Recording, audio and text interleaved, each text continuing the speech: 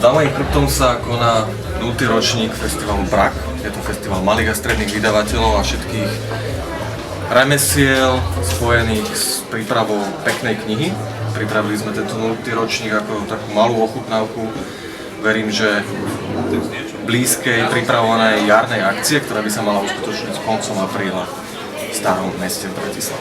Táto 0. edícia sa uskutočnila priamym výberom, to znamená, že my sme sa informovali u našich priateľov, o všetkých malých vydavateľov, o ktorých si myslíme, alebo o ktorých si naši priatelia myslia, že robia pekné knihy. Sú tu autori, ktorí prišli so svojimi vlastnými autorskými knižkami, sú tu vydavateľstva malé, stredné, sú tu ilustrátori, sú tu zástupcovia ilustrátorov, typografi, grafici, takže je to takáto široká paleta povolaní a remesiel spojených s knihou.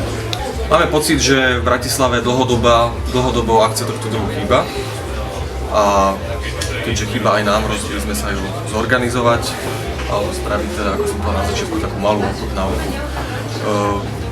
Festival zameraný na peknú knihu, na knihu, ktorej prvoradou ambíciou nie je zaujať masového čitateľa, ktorá uprednostňuje kvalitatívne kritéria pred kritériami kvantitatívnymi. Takáto kniha nejakú širokú platformu nielen v hlavnom meste, ale v celej krajine zatiaľ nemá.